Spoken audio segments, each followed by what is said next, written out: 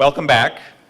I am Professor Bruce Peabody, and I am helping to coordinate the Politics on the Public Mind lecture series, of which today's appearance by Professor Irene Thompson is one important part. I wanted to welcome you all back and thank you very much for joining us today. We are very pleased to have Irene back on campus, and we are very grateful, I'm very grateful to have this series, which is being supported and sponsored by the Public Mind. The Politics in the Public Mind series is supported by Public Mind, which is the university's research and polling organization, and we're grateful to that organization and its director, Professor Peter Woolley, who is helping to make this possible. I'm very happy also that today's talk is being produced and put together with the support of Book TV. So after you enjoy today's conversation, you can watch it again and again on television, and I invite you to do so. Just to review the basic protocol for our presentation, I'll speak briefly. You may not believe that's possible, but I will speak briefly as a way of introducing Professor Thompson. And then she will speak for about half an hour. Does that sound like a reasonable time, Professor Thompson? Excellent. And we will then move into questions and answers with the audience, that is all of you. I will navigate that question and answer session with a microphone, so please allow me to recognize you, both to keep the conversation flowing and so that your question is audible, and it also gives me something to do, which I appreciate. So please wait for me to acknowledge you and come over with the microphone before you ask your question. So after Professor Thompson speaks for about half an hour, we'll have that Q&A until about 3:25 or so. Then a number of students will need to leave the room in order to go to their next class, but we will continue the conversation, so if you can stick around, please do so we can continue to ask questions of Professor Thompson. So let me now briefly introduce Irene Tavis Thompson, who is a colleague of mine, and as many of you know, she was a teacher here, a professor here for 32 years. She remains a professor emeritus of sociology at Fairleigh Dickinson University, and she taught and still provides a presence in my home department of social sciences and history. Since she was here for 32 years, I think she not only knows where all of the bodies are buried on campus, but I think that she has a free pass to bury additional bodies, this being the soprano state after all. In any event, that means you should probably watch your step around Irene. She received her BA, her Bachelor of Arts in Sociology from Brooklyn College, and subsequently received her PhD, her doctorate, from Harvard University. She worked for 6 years afterwards at Harvard University as a research associate for its program in technology and society, and also served as a lecturer there for several years. I've had the pleasure of knowing Irene since I came to FDU in 2000, and like my colleagues and her many students, we've been charmed by Professor Thompson's wonderful combination of traits. She is both compassionate and concerned about the welfare of her students and colleagues, but is not somebody who suffers fools gladly. I think that's a good combination of traits. She was and is, on some level, a dedicated and engaging teacher of our students and of her colleagues again. She was awarded the 2007 Teacher of the Year Award, which is the highest honor our college bestows upon its teachers. But at the same time, she is certainly rigorous and prolific in her publishing. She has produced many important works as books and as articles, and indeed one of her books will be the topic of today's conversation. So I, in short, am very grateful to have known and to know Irene. She brought a kind of energetic and intellectual spirit to our department that I hope we still continue to perpetuate. So I'm very grateful that she was one of my early mentors at FDU. In today's talk, Professor Thompson will be speaking about her book, Culture Wars and Enduring American Dilemmas, and the book is published by the outstanding University of Michigan Press, so we're very happy to be able to learn about this project and to be able to learn more about the book. I will note that the book makes an excellent gift for those of you who are anticipating Professionals Day, which is coming up later in the month, or even Earth Day. There could be no finer opportunity to celebrate these excellent developments and celebrations than to receive one of these books. So keep that in mind. Now, the theme for today's, for the semester's talk for the Politics in the Public Mind series has been Law and Society, and some of you may be scratching your heads and wondering about the connection between Irene's conversation, the things she's going to be wanting to talk about, and the topic of Law and Society. But actually, the connection is not difficult to make at all. Those of you who can remember back a few weeks will remember that the healthcare bill, the healthcare law, was nearly jeopardized or nearly sent off the rails by a small group of Democrats who were opposed to abortion and were concerned that the new law might be interpreted as supporting federal funding for abortion. That controversy could be interpreted in part as an extension of the culture wars, or at least of some of the themes that supposedly define the culture wars. Similarly, as some of my students know, the recent federal courts recently have been under attack, have been criticized for some of their rulings on issues that that commentators typically associate with the culture wars, everything from prayer in school to gay marriage to indeed privacy issues.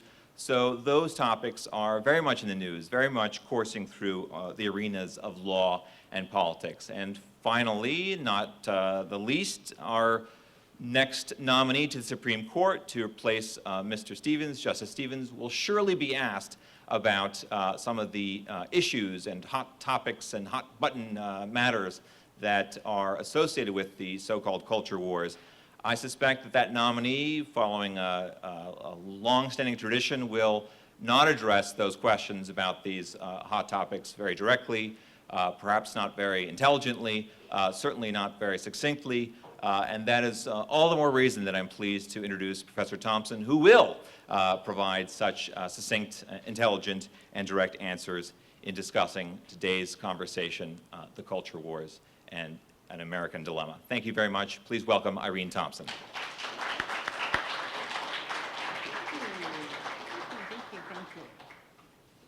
Thank you, Bruce.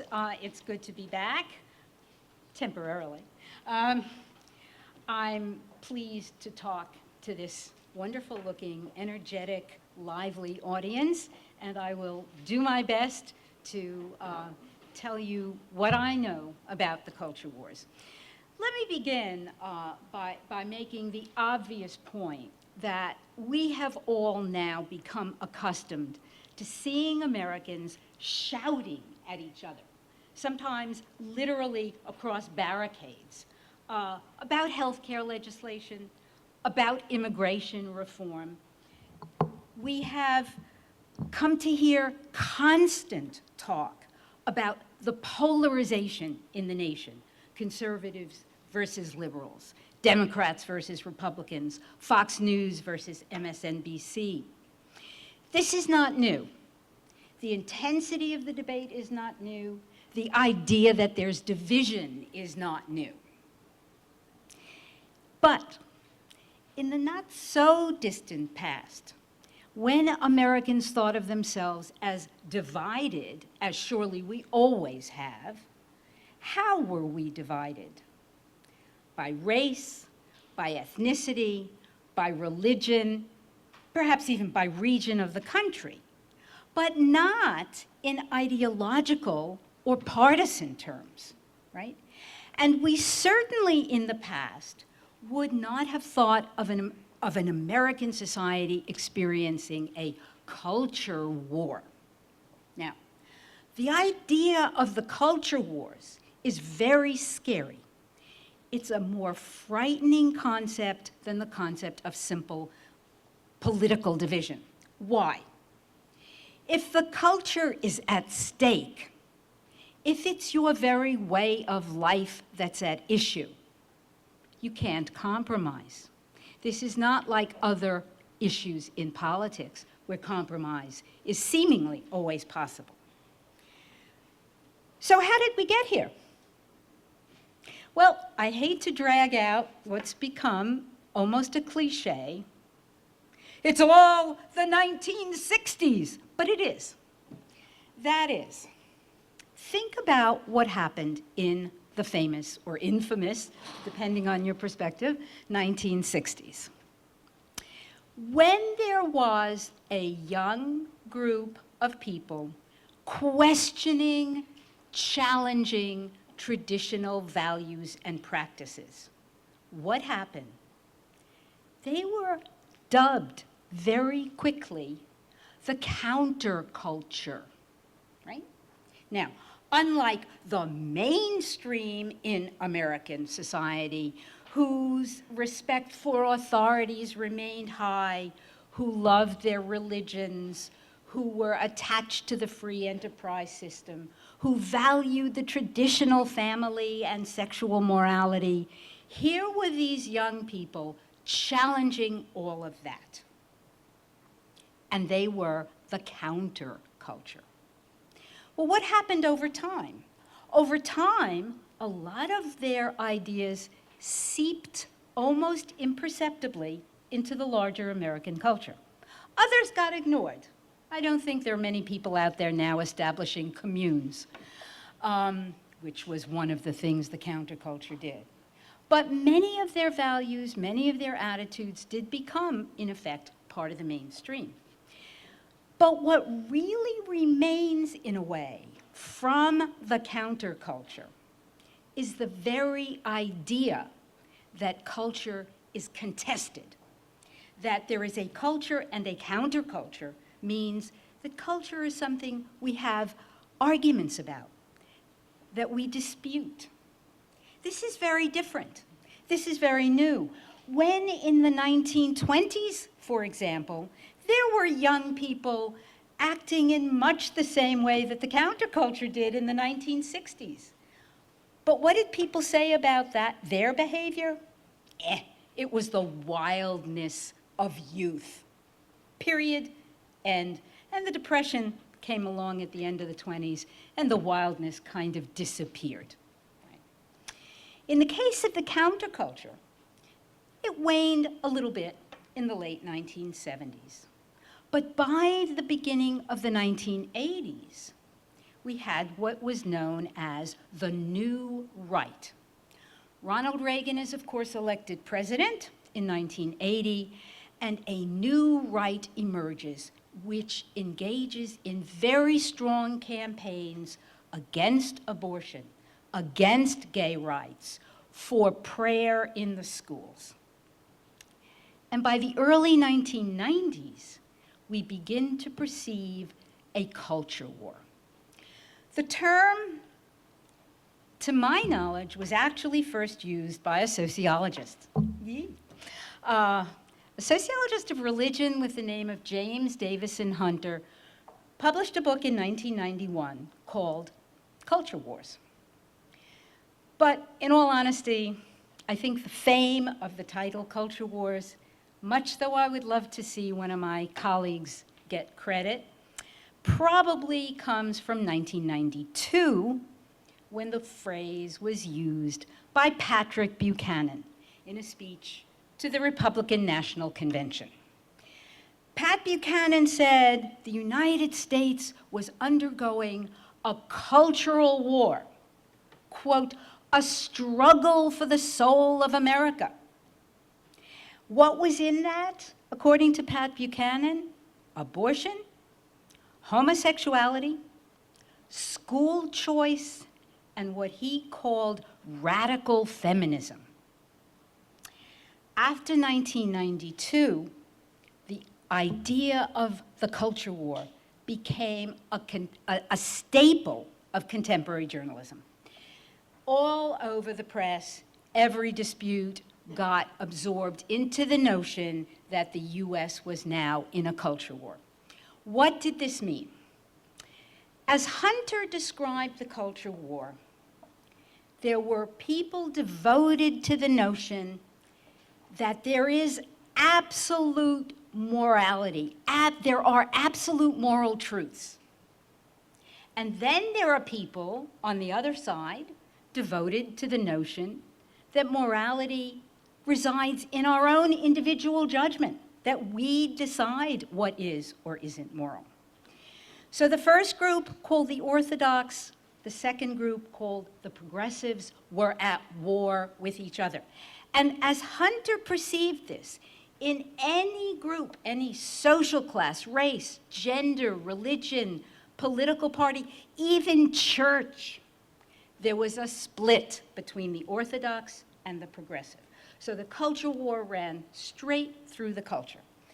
The image portrayed in the press of the culture war was conservatives, liberals, Republicans, Democrats, an image of those who were devoted to morality and duty on the one side, and those devoted to individualism, individual self-expression on the other.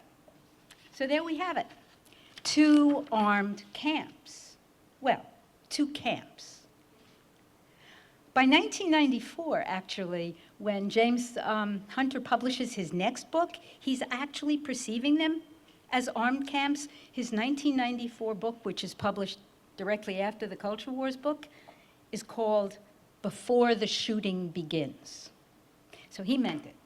Okay. Meanwhile, social scientists, armed with data, can't find support for the image of the two camps. If you go out and you look at mountains of survey data that we now have, it is very difficult to find people who are consistently on one side or another of the divide. Even on the really, really hot button issues like abortion and same-sex marriage, very, very small proportions of Americans are consistently on one side or the other. In fact, survey researchers often say that if you look at what the most prominent response to abortion issues is, it's really, it depends. Okay? That is, it's not always right or always wrong, but rather, it depends. Okay, so there is the scarcity of clear patterns there. Even if there are people absolutely consistent on those issues, they may not all agree on all the other issues in the two camps, on school prayer, for example, or censoring popular culture or other culture war issues. So most Americans really reside somewhere in the middle, and most of us are internally split. We feel both sides of the culture war within us. Let me give you a very simple, obvious example. Do I believe in the family? Of course I do. Do I believe in the rights of the individual to go against the family? If I'm an American, of course I do, right? Is that an obvious kind of split? Yes. Is it a characteristic of Yes. Okay. So, where does that leave the notion of the culture wars? The supporters of the idea, if you know anything about academics, you'll know they don't roll over and play dead very easily. They said, no, no, no, no. It's not about public opinion. It's about the culture, the public culture. It's about the ideas expressed by the elites that are trying to influence us, that are trying to make us see the world in one way. And these elite images are polarizing. Yes, most Americans may be in the middle, but the moral visions in the public culture are such that the middle is effectively eclipsed. You're either for gay rights and gay marriage, or you're against it, right? There's no middle ground. In fact, said Hunter, the very idea of morality has become a right-wing word. The left scoffs at religion and spirituality. We have this split in the culture. Well, if this is true, of course, it's very serious, because a culture without common assumptions or common standards is really going to be in difficulty and have difficulty arriving at public policies. So it's a matter of some interest to know whether or not we really are experiencing a culture war. But then the issue becomes, well, how do you study the public culture? How do you look at what's out there? What are the visions that the elites are putting forth? In Hunter's original study, he used largely promotional literature, ads, op-ed pieces, sound bites on the news, direct mail, letters. You all know that this is, of course, simple, exaggerated. These are efforts to get people to contribute to the cause. So these are not the best indicators of what's in the public culture. All right, that's the preliminary to what I did. I said, okay, let's find out what's in the public culture. And one of the easiest, most apparent sources of elite information is to look at what's written in political magazines. In those magazines, there are writings by journalists, of course, but also by academics, political figures, public intellectuals, and advocates for all kinds of causes. So I chose 4 magazines that are in the American mainstream. National Review on the right, The Nation on the left, Time magazine in the middle, and the New Republic in the sort of ambiguous position of having been traditionally a liberal magazine that moved rightward during the 1980s. And I basically analyzed every article published in those 4 magazines that dealt with culture war issues that was published between 1980 and 2000. In case you're curious, there were 436 of them. I'm tough, I'm an academic, no problem. Okay, what was I reading about? I was reading about, of course, abortion, homosexuality, feminism, family values, religion in the public sphere. But also, you may recall that Pat Buchanan had on his list school choice. School choice is the idea that parents should really have a say over the curriculum of their school children. They should be able to send their children to schools who exhibit values that match their own. This was a very important conservative idea at many points. Among the issues in the culture wars between 1980 and 2000 were issues of curriculum. What was taught in the public schools? Fights about, as you might guess, and these are still around, sex education. Fights about multicultural education loomed very, very large. And in that era, between the 80s and the 90s, even the university curriculum was a subject of the culture wars, because as it started with Stanford, but as many of the elite universities began to alter what their required courses were to make them more, quote, multicultural, there was an outcry. And so that too became part of what was in the culture wars. Okay. So having read and analyzed this large quantity of data, what did I conclude?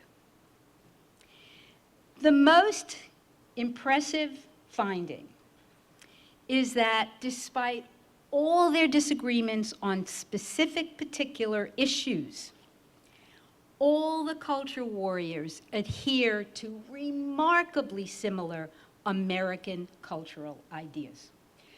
We are so aware nowadays of our differences, subcultural differences by race, religion, gender, social class, market niches, ideological and partisan differences, that we almost forget that all of these take place within a particular American cultural context. So Hunter had said, morality has become a right-wing word. Not at all true. Far from that. All sides cast their arguments in moral terms. So if the right, for example, believes that it is defending morality when it defends the traditional family or it attacks the ugliness of popular culture, the left believes that it is defending morality when it fights against the exclusion or inequality of women or gays. If the right gets upset about the immorality of television talk shows, people love to talk about television talk shows. Somebody must watch them to do so, but never mind. So the right gets very agitated about the immorality of what's on TV talk shows. What does the left say? The left says it's morally repulsive, that's a direct quote, that there are people out there who are so needy, so in need of social support that they don't even see that they're being exploited as guests on these shows. Moral. It's all a matter of morality. But, in American society, morality is also countered by pragmatism.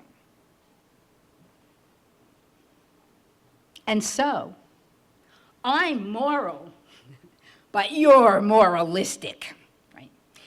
Everybody, left and right, is eager to show that they are not moralistic. The other side is. So you get lots and lots of talk. The left sees all the family values campaign as moralistic. The right says, all these people on the left trying to get people to overcome their anti-gay sentiments, they're moralistic. You get the idea. Okay, what else? Despite our uncertainties about religion, elite opinion in the United States respects and supports religion. Left and right, Democrat and Republican. Democrats and Republicans endorse so-called faith-based initiatives. Left and right argue that there is indeed room for religion in the public sphere. For example, on the right, you have conservatives arguing, we should be able to say, we are opposed to greed, we are opposed to adultery, as the Bible tells us. And on the left, you have people saying, the churches, the religious institutions are the last bastion of escape from the commercial society out there.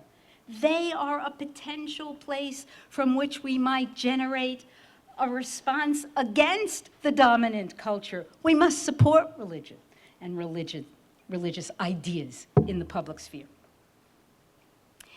Everybody endorses individualism, but everybody also endorses the community.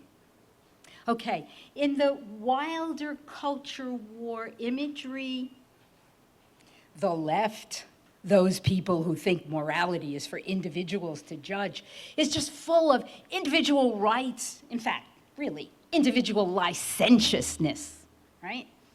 Whereas the right is for the well-being of the community. Larger communal purposes dominate. Not true, not true. Everybody supports individualism while also cautioning about the excess of individualism. You know what excessive individualism is called, don't you? Selfishness, right? So selfishness is, of course, bad, right? So rank individualism or radical individualism is attacked by all sides, even though we all support individualism. The other side, too. You know, we're all for the welfare of the community, but there's excess there, too. What do we call that? Well, in the old days, we used to call that conformity. That word's gone out. In the literature that I read, it was often called tribalism. If you're too tied to your group or your community, that's called tribalism. More exotic than conformity. Okay, so both sides support both. Let me give you one of those only in America stories. One of the articles among the 436 was written by a conservative woman who argued that the traditional family really is in line with what she called the facts of human nature. And she said it was good for children to be taught the values of the traditional family. But then she said, and here's the only in America part, we shouldn't worry about this being oppressive because when the children got old enough, they could overturn those values when they were mature and decide to do something different anyway. So it was really okay. This is an amazing and amazingly American contradiction. We really believe in individualism, and we really believe in traditional authorities. And we want them both, okay? Culture war warriors want them both. What else was in common? The idea of pluralism. Okay, this sounds like a motherhood word, right? Pluralism, everybody's for pluralism, right? But in fact, it was more than that. Culture warriors on both sides converged on the idea that pluralism within one culture was a good thing. Multiculturalism as a general idea, as a principle, was not supported. Yes, some more multicultural education was seen as good by some people, by some writers, but the idea of multiculturalism was soundly rejected by just about everyone. For two reasons.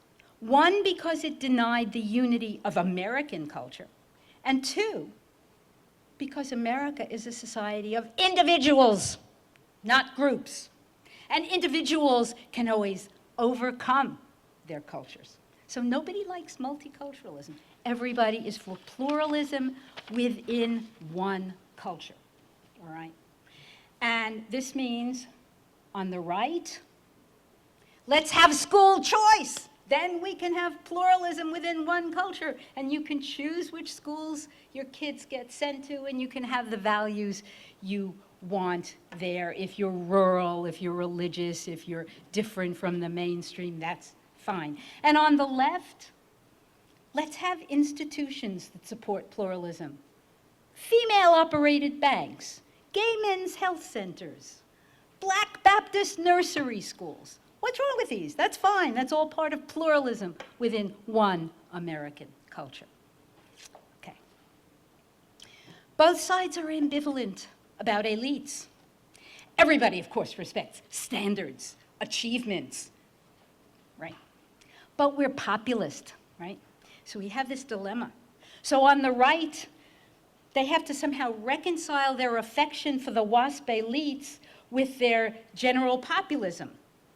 No problem, no problem. The WASP elites simply represent all the good things that all of the rest of us fools can aspire to. You know, hard work, good character, integrity, all of that. So there's no contradiction between the elites and the population at large.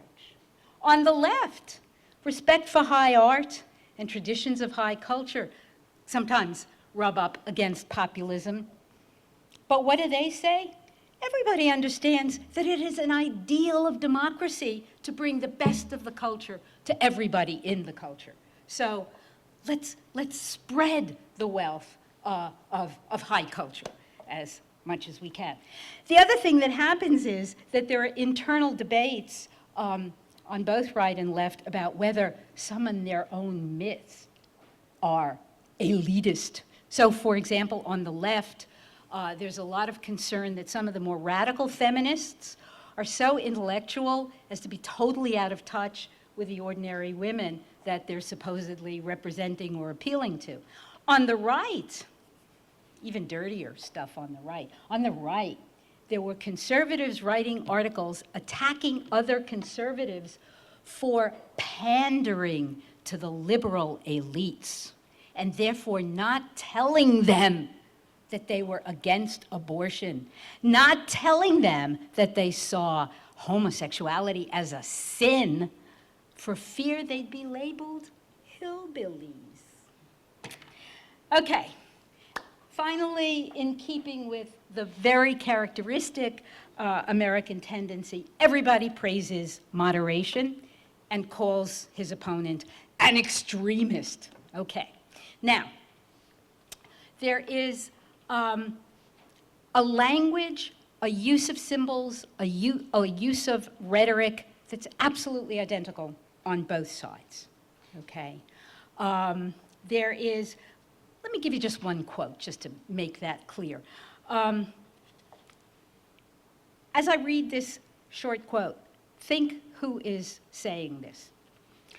A culture that is at once moralistic, self-righteous, alienated, and in a minority will constantly be tempted to break the rules of political discourse. I guess I would naively have thought that was a progressive who was angry about Christian fundamentalists. Boy, would I have been wrong. This is actually Robert Bork, a well-known conservative, who's complaining about the left. So you almost can't tell what's what without a scorecard. The language, the rhetoric, the symbols are all the same. This is basic American culture. We're supposed to be moral, but not moralistic. We're supposed to be individual, but not detached from the community, not alienated. Yeah, alienated left-wingers, right? Okay.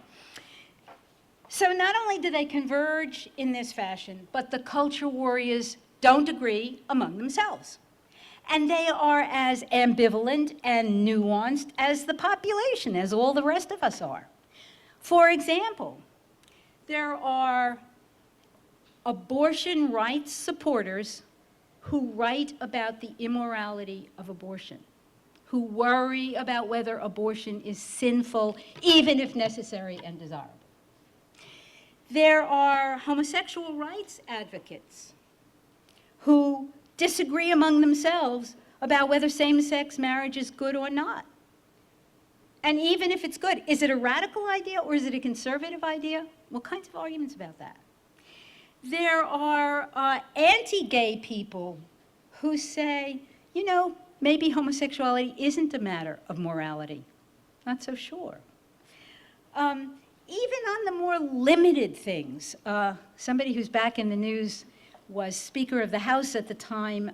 He wrote about this, Newt Gingrich. There was great controversy at the time about whether the National Endowment for the Arts was supporting immoral art, and this was our taxpayer dollar that was, of course, supporting it. And so Newt Gingrich and Henry Hyde, who was another very conservative congressman, argued that, of course, public money should not support art that was offensive to the population. But they couldn't agree on what to do about it. Gingrich said, just take art out of the budget. Let's not support it. And Hyde said, oh, that would be terrible, because that would mean we can't agree about culture. You get the idea. The intensity of these debates is also sometimes fascinating. When you get a progressive who calls other liberals Nazis because they support character education in the schools, you can see how passionate things have gotten. On the right, there is no ability to agree on whether things in private are somehow less damaging to the common good. Let me give you the example. If homosexual acts are not known, are kept private, as they used to be, is that less damaging to the general morality? Some conservatives argued that that was the case. Other conservatives said, absolutely not. By definition, morality is a public matter, and therefore that is not the case. Okay. So if our differences are not so deep, not so well structured, why does the idea of culture wars continue to resonate? It really does. Well, I'd argue, first of all, it's wonderful for politicians. It's a very, very appealing notion. What better way is there to try to mobilize voters than to tell them that their very way of life is being threatened by the opposition? Honestly, I don't think it works. That is, I think the good, solid evidence does not show that victories come through using culture war rhetoric, but it is convenient, politically convenient. We've had cultural politics in American life for many years. We've never thought in terms of a culture war.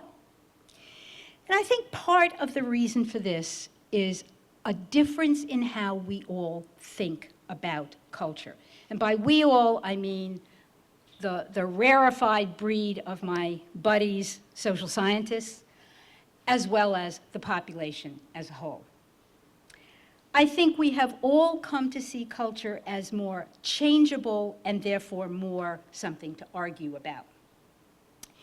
If you go back some decades in social science, culture was seen how? It was something, of course, transmitted through the generations. So the elders instilled the culture into the young. The young internalized it, right? Deeply internalized it, and then reenacted it. Period. Culture was stable, unified, unchanging. Nobody sees culture like that anymore. In the population at large, we differentiate ourselves from others on the basis of our culture. We talk about the culture of this particular corporation, the culture of particular occupations, the culture of entertainment forms. And this is how we think. But those cultures, we very well know, are changing constantly. We're aware of the constancy of cultural change. And if culture is something that happens in and through our interactions, it can be changed. And therefore, it can be subject to contest, to argument. Culture wars is a kind of natural extension of that idea. The culture wars that we have had are still with us, but many of the hot button issues have become muted. Just think very quickly about gays in the military now compared to in the early 1990s. Wow. We may still argue about the merits of abstinence-only sex education, but is it really the same now when we have a conservative vice presidential candidate in 2008 who was not only the mother of 5, but one of whom was a pregnant teenager? Are feminism and family value issues really a culture war between the two sides anymore? Okay. I don't think we will ever stop warring about culture or cultural issues, but the issues themselves will change, and the culture wars are bridgeable. Thanks.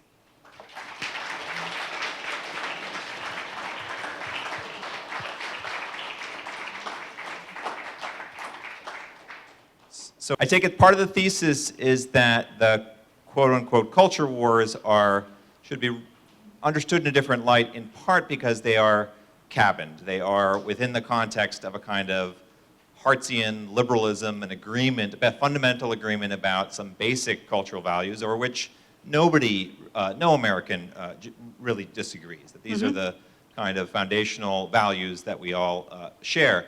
The question is, even accepting that, can't there be important battles within baseball, so to speak, within that parameter? And indeed, aren't many of the things that people point to as being the shell casings of the culture war exactly that? I'll give you 2 quick examples. There could be disagreements about how 2 liberal values clash or should be reconciled. And arguably this happens in the context of, say, abortion, where you have a side arguing that the autonomy of a mother needs to be recognized, and another side saying, well, no, you're really misunderstanding. It's really about the rights and the liberties or the life of the developing child.